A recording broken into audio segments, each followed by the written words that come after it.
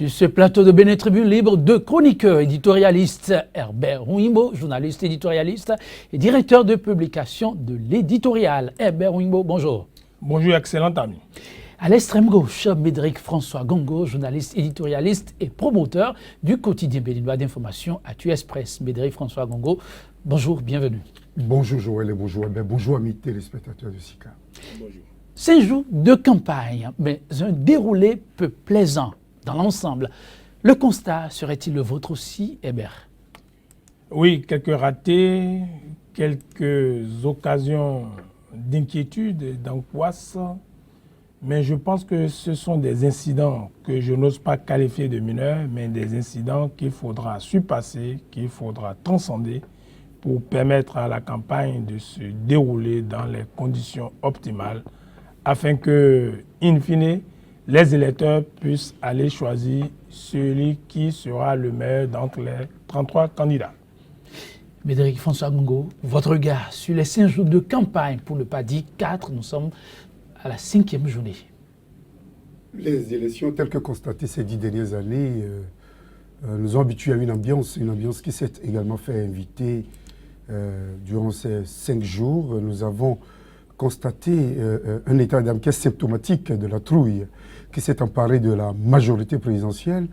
La trop pesante invite du chef de l'État dans la campagne amène l'administration ou ceux qui jusque-là se sont jetés pieds et mains liés et qui ont voué admiration et soumission au chef de l'État se mettre encore au service de l'exécutif pour ne pas laisser les choses se dérouler correctement. En l'absence de propositions véritablement concrètes, nous constatons, j'allais dire, cette emprise du chef de l'État, cette omniprésence, cette omniscience du chef de l'État qui nous amène à nous interroger pour savoir si nous avons un mandat renouvelable 2 fois ou un mandat renouvelable une seule fois. À l'évidence, c'est un mandat renouvelable une seule fois. L'implosion constatée au niveau des FCBE nous amène aujourd'hui à constater un chef de l'État qui n'est plus sûr de sa machine, la machine mise en branle. Le fait qu'il soit rejoint par les grandes alliances, l'AEB, le PAD, les alliés et autres, ne rassure pas non plus le candidat Lionel Zissou, qui, quoi qu'on dise, ne l'aurait pas de mauvais côté, tout ce malheur, je l'ai dit, toute cette malaise que l'on constate de la part de ses vis-à-vis et dont se retrouvent responsables les leviers du pouvoir, l'administration, les forces de l'ordre et, pourquoi pas, le grand chef, le chef de l'État, qui continue de tirer les ficelles. On a comme l'impression qu'il n'a pas envie de quitter, alors que fondamentalement, les bases même de son pouvoir l'obligent à quitter, puisque l'alternance, la liberté d'expression, la liberté d'opinion, la liberté d'association, la liberté d'entreprise constituent les fondamentaux même de la démocratie libérale qui lui permet aujourd'hui d'être là, d'être président durant 10 ans. 10 ans où il n'a pas eu que de mauvaises choses, mais c'est vrai qu'il y a eu beaucoup de mauvaises choses. Et il va falloir qu'il permette au peuple d'avoir une bonne image de lui pour lui permettre de rentrer dans l'histoire par la toute petite grande porte. Parce qu'aujourd'hui, ce n'est pas évident qu'il rentre dans l'histoire par la grande porte. Ah bon. Médéric François Gongo, ce sont là vos mots, mais j'aimerais savoir, Herbert Ouimbo, vous en faites la même lecture. Vous voyez un chef qui a du mal à se rendre à l'évidence que son mandat vient à expiration? Pas du tout. J'ai suivi le réquisitoire sur fond de procès en sorcellerie de Médéric François Gongo. C'était un réquisitoire qui relève de la métaphysique. Et moi, je vais être dans le concret. Je constate que le président de la République... Il se hâte pour partir. Le président de la République, il n'a pas à se hâter. Il a un calendrier constitutionnel bien défini. Le 6 avril, nous aurons un président de la République. Là-dessus, tout le monde est unanime. Qui n'est pas convaincu que le 6 avril, on aura un nouveau président de la République? Qui n'est pas convaincu que le principe de continuité du service public, consacré par tous les arrêts du monde, des conseils d'État, est en œuvre? Que le président de la République, chef de l'État, chef du gouvernement, chef suprême des armées, continuera à exercer le mandat constitutionnel qui lui a été dévolu par le peuple et il continue. Il continue à être chef du gouvernement. Je ne sais pas si la période électorale, la campagne électorale, elle est suspensive de l'action gouvernementale. Du tout pas. Je peux vous Le rassurer. gouvernement doit continuer à gouverner. Le Parlement doit continuer à fonctionner. Et puis, les institutions sont en place.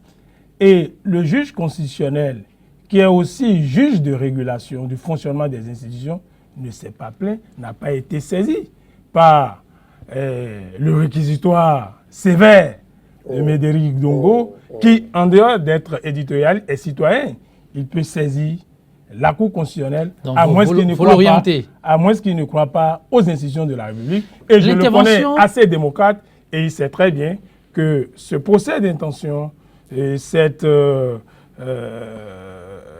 projection dans l'imaginaire qui consiste à dire que le chef de l'État n'a pas envie de partir, il n'est pas question de dire envie. Il s'agit d'ouvrir l'agenda constitutionnel et de constater que le 6 avril, nous aurons un président. Et que son mandat est actuellement en cours. Son mandat est en cours et je ne sais pas si, parce qu'un président est sortant, il doit à 40 jours ou à 30 jours ou à 35 jours de la fin de son mandat aller s'asseoir à la maison pour dire, bon, dans 30 jours, je m'en vais. Certainement pas, puisque les tests ne le lui prédisent pas ceci. Alors, on reviendra par rapport au rôle, la participation du chef de l'État au processus actuellement en cours. Mais sur les faits, parlant de la campagne, puisque c'est le plat de résistance de la première partie de cette émission, le constat est palpable. Des affiches de candidats, même positionnées aux endroits indiqués, qu'on déchire à tout bout de champ. Vous vous l'expliquez, Hébert Wimbo? Alors, ce sont des actes de vandalisme qu'il faut décourager et qu'il faut condamner. Et ne pas aussi trop exagérer cela. Du point de vue de la légalité, il n'est pas normal, du point de vue du code électoral, de la loi sur la communication, de s'en prendre à des affiches. Et cela dit, il faut faire remarquer qu'il a manqué de sensibilisation, de communication au grand public de masse au sujet de ce que le code électoral dit par rapport aux affiches. Et là, c'est la responsabilité des maires, c'est la responsabilité des autorités communales qui est en cause. Et que dit le code électoral en la matière? Que 72 heures avant l'ouverture de la campagne, les candidats sollicitent des emplacements et on leur accorde les emplacements suivant l'ordre de la demande. Et je pense que si les maires, nos 77 maires que nous avons, avaient pris à cœur cette disposition du code électoral, nous aurions eu des communiqués, nous aurions eu des informations et les citoyens sauront clairement où se trouvent les emplacements. Mais ce n'est pas inédit, les actes de vandalisme, et notre devoir et le rôle, n'est-ce pas, des partis politiques, c'est de sensibiliser leurs militants pour qu'ils sachent que ce n'est pas en déchirant les affiches d'un candidat ou d'un autre qu'on arrive à mobiliser les gens autour, n'est-ce pas, de la cause de leur candidat. Cela dit, cela est déploré. Et au-delà de cela, au-delà du travail de sensibilisation que nous allons faire, vous me demanderez quels sont les impacts que les affiches déchirées ont sur l'électeur ou mieux le choix des électeurs. Tout à fait. Moi, je pense que pour la beauté de la campagne, il faut décourager cela, mais ne pas trop exagérer. Il ne faudrait pas que les candidats qui se retrouveront au bas de l'échelle ou discuteront les dernières places disent qu'en réalité, c'est parce que les affiches ont été déchirées quelque part dans les 77 communes que les électeurs n'ont pas pu voter pour eux. Oui, les affiches, les actes de vandalisme, Médéric, ce n'est pas une première, mais on a l'impression en début de campagne que c'est maintenant la pratique. Des endroits indiqués pour les affiches et on s'en va déchirer les posters des candidats. Ça s'explique vraiment. Est-ce les politiques qui ont failli? Serait-ce eux qui encouragent la pratique? Déchirer une affiche, 2 ou 3, ne pose aucun problème.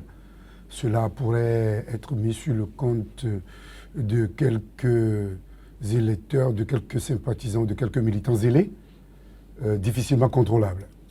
Mais lorsque l'on en arrive à constater une généralisation des affiches qui sont déchirées, qui vient après des décisions de préfet d'interdiction de manifestation pour certains candidats rapportés sine die après une supposée consultation avec certains sages de la cité des Kobourou lorsque l'on en arrive à considérer... Il faut des sages pour... Que dites-vous la Médéric? Oui, il faut des sages pour apporter des arrêtés? C'est ce qui a été dit pour motiver cet arrêté qui sort du subconscient d'une autorité qui arrivait ou qui peinait à maîtriser le terrain, puisqu'à l'évidence, l'arrêté n'a pas pu empêcher la forte mobilisation autour du leader charismatique de la vague bleue.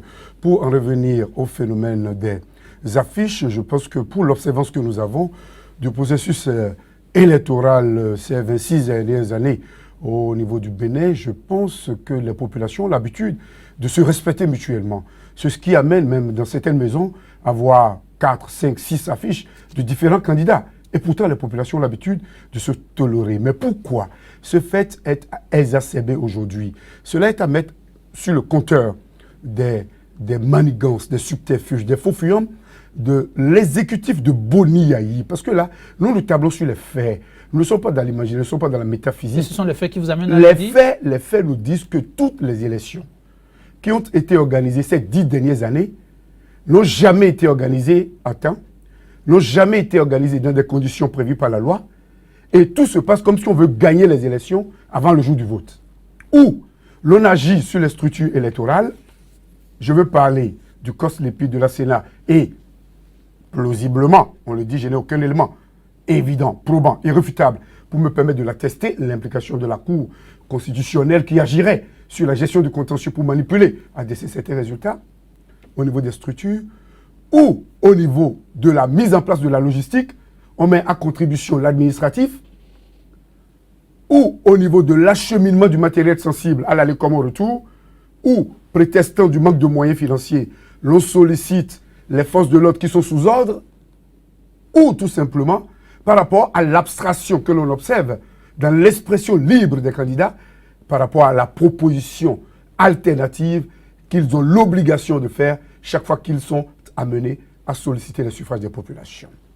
Nous constatons que ces 10 dernières années, les processus électoraux ont connu des soubresauts, ont connu des manigances, ont connu des agitations qui sont à mettre au compteur de la gestion cataclysmique de la politique du pouvoir finissant. Ne pas le reconnaître, c'est faire preuve non seulement d'une myopie intellectuelle, mais d'une sclérose de naturel. Par rapport à ce qui se passe aujourd'hui, je dis, j'insiste et je persiste pour dire que la trop forte invite, la pesante présence du chef de l'État dans le processus électoral, il est un citoyen, mais il est un chef de l'État qui devrait se mettre au-dessus de la mêlée, devant qui tous les Béninois sont égaux, tout comme devant la loi. Certes, mais il a un candidat. Il a un candidat, mais il y a de la touche, il y a de la manière, il y a de la finesse. Et vous ne voyez pas la manière? Et durant ces 10 dernières années, l'on nous a habitués, on me dirait qu'il s'agit là d'une déformation professionnelle de l'ancien banquier du développement, mais là je dirais que ce sont des ajustements chromosomiques d'une personnalité qui peine... Non, je n'insulte pas le chef de l'État. Je ne peux pas l'insulter. Je n'ai même pas le droit de l'insulter. Je le vénère, je le respecte même après le départ. Parce qu'il a eu le privilège de présider à nos destinées. Il a réalisé beaucoup de choses, quoi qu'on dise. Mais au contraire, vous pensez qu'il doit revoir sa copie? Pas revoir sa copie. Je crois qu'il est un soutien encombrant pour son candidat. Et il risque.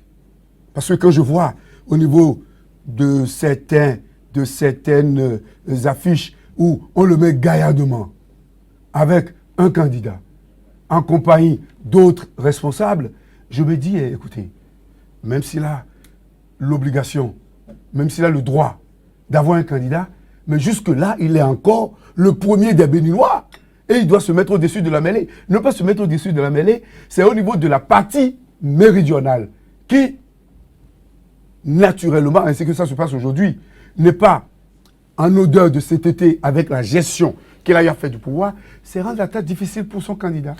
Mais vous avez suivi Médéric François Gogo, mais il me pousse à vous poser une question que je réservais pour la fin. Vous avez aussi l'impression que le chef de l'État en fait un peu trop durant cette campagne? Trop de procès en définitive pour le chef de l'État? Non, je prendrai de la hauteur par rapport à tout ce qui a été dit et rappeler que la tolérance est un principe à valeur constitutionnelle. Donc nous tolérons tout ce qui a été dit par notre éminent confrère Médéric Gongo pour dire que tout ce qu'il a dit n'a pas été illustré.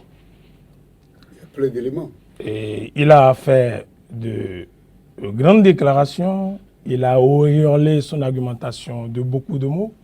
Et je pense que dans ces circonvolutions lexicales, il n'est pas parvenu à énumérer de façon synthétique des actes du président de la République qui montrent que c'est lui qui est au cœur des manigances et puis autre mot plus fort qu'il n'est pas utile de rappeler. J'en retiens deux.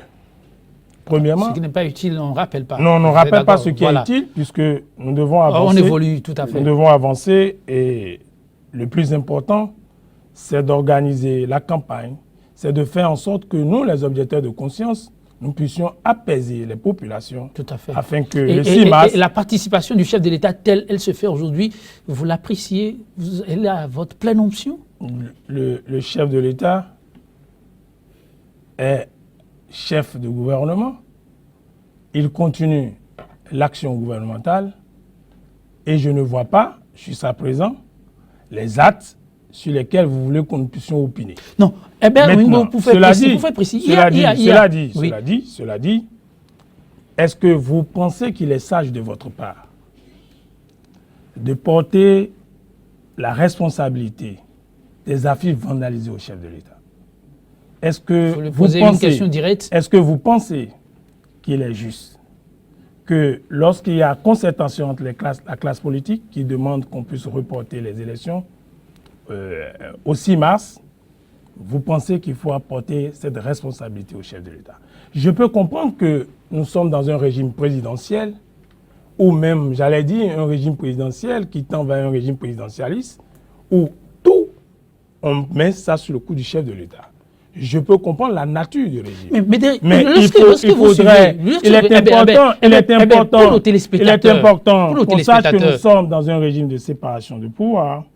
Et que le chef de l'État n'intervient pas dans les débats qui ne concernent pas. Il faut que les actions, les responsabilités qui relèvent, n'est-ce pas, de la compétence d'autres institutions, on puisse les mettre en relief. Ceci dit, nous parlons comme si c'est pour la première fois que nous allons aux élections. Vous avez suivi des acteurs politiques reprocher au chef de l'État de tenir des propos qu'un premier responsable à son niveau ne serait tenu. Je ne sais pas si vous avez suivi le chef d'État durant ses dernières sorties. Vous êtes fier de tout ce que vous avez entendu? Rien à reprocher. Non, je ne sais pas de quoi vous parlez. Si vous avez entendu quelque chose que les médias ont relevé... Je m'adresse à l'éditorialiste qui n'a rien suivi. Non, je n'ai pas entendu. Le chef de l'État, je vous rapporte ceci. Par exemple, le chef de l'État dit officiellement qu'il n'a jamais vu, c'était en langue nago, mais rapporté, c'était à Sakété pour être plus précis, qu'il n'a jamais vu un homme d'affaires chef d'État. C'est une aberration. Vous avez suivi ça? Que quoi? Un homme d'affaires chef d'État, c'est impensable. Vous avez suivi ça? Qui n'a jamais vu un homme d'affaires chef d'État conduit un pays. Ouais. Il y en a qui sont dans les rêves. Non, attendez, je n'ai pas suivi ça. Et si? En quoi dit je n'ai jamais vu un chef d'État homme d'affaires? Et que c'est une aberration. Oui, en quoi? Un homme d'affaires ne peut pas être chef d'État, un chef d'État. Non, vous comprenez ça? Je rapporte là des réactions de population et d'acteurs politiques qui disent être offusqués par ces propos. Vous, éditorialiste, je dis une fois encore, je m'adresse à l'éditorialiste, vous comprenez ces propos? Est-ce qu'on doit en vouloir au chef de l'État pour avoir tenu de tels propos? La liberté d'expression, pour moi, est sacrée. Un point de vue, est-ce qu'il a porté des accusations? Est-ce que ce qu'il dit porte atteinte à l'honneur des uns et des autres? Est-ce que ce qu'il dit est en contradiction avec la loi? Si vous estimez que dire qu'un chef d'État ne peut pas être un homme d'affaires est de l'injure, est une atteinte à l'honneur, c'est votre point de vue. Je précise une fois encore, il ne s'agit pas d'estimation, il s'agit de faire avec les tests de loi. Et à ce que je sache, parlant de la Constitution béninoise, il n'est pas fait abstraction à un homme d'affaires d'être candidat. Et donc, de diriger les rênes de pays et sous d'autres cieux, c'est déjà arrivé. Médéric François Gongo, je ne sais pas, c'est une préoccupation qui est revenue plus d'une fois et qui a offusqué plus d'un. Quelle lecture en faites-vous? Le droit à la vérité au peuple. Je crois que le chef de l'État est un être humain. Et il a sa manière de voir les choses et de les apprécier. Mais en tant que citoyen boni-yahi, il pouvait se permettre d'aller dans certaines exagérations. Donc nous parlons des faits. Nous parlons des faits, Médéric. Oui, j'en viens. Que nous ne devons pas tolérer lorsqu'il est chef d'État. Le chef de l'État nous a habitués, je cite notamment ses propos du débat télévisé à la veille du 1er août 2012. Où il disait, c'est du passé. Où il disait, il nous a habitués à ses propos, où il disait, je ferai venir les miens pour les affronter. Sous d'autres cieux, c'est un impeachment. Il ne fera pas 72 heures pour voir. Non, ça c'est du passé. J'en viens. Non, il nous a habitués à ses propos. Et les propos de Sakété dont vous parlez, je les ai entendus. Et je crois que ces propos sont à mettre au compteur d'une personne, des agissements d'une personne qui est en campagne contre certains Béninois pour un candidat. Et c'est légitime également. Mais prendre position de manière aussi ouverte pour aller contre la Constitution, dont on est le premier garant, je pense qu'il y a un problème. Et là, je laisse la liberté à ceux qui vont après faire des recours, le faire. Maintenant, par rapport aux agissements du chef de l'État, moi je mets ces agissements sous le compte des derniers soubresauts d'un agonisant qui a de la peine à quitter le pouvoir. Non, je parle du citoyen. Je parle bien du chef. Le temps, s'il vous plaît. Il faut la personne, nous précisons. S'il vous plaît, j'ai la parole. Médéric François Gongo, j'ai la parole. Le débat du jour, c'est pour faire observer ce à quoi on a assisté pendant ces jours. Or, nous avons encore 10 jours devant nous. Voilà. Est-ce qu'il faut continuer dans ces lancers ou ramener la balle à terre? Herbert Wingbo, toujours fier de la façon dont les 6 jours de campagne se sont passés, ou si vous avez un mot, un appel à lancer à l'endroit de tous les acteurs engagés dans le processus en cours, que diriez-vous très rapidement? Alors, je vais demander d'abord aux journalistes de faire en sorte qu'ils soient des hommes de paix et que les mots qu'ils emploient soient des mots qui concourent à la concorde nationale et qui apaisent les populations. Aux acteurs politiques, je voudrais leur dire qu'ils ont l'entière responsabilité de la tranquillité publique. Il faut qu'après chaque meeting, ils puissent demander à leurs militants d'avoir des comportements citoyens. Avoir des comportements citoyens, c'est de faire 3 choses. La première, c'est de ne pas vandaliser les affiches. La deuxième, c'est de ne pas insulter, c'est de ne pas aller à la violence.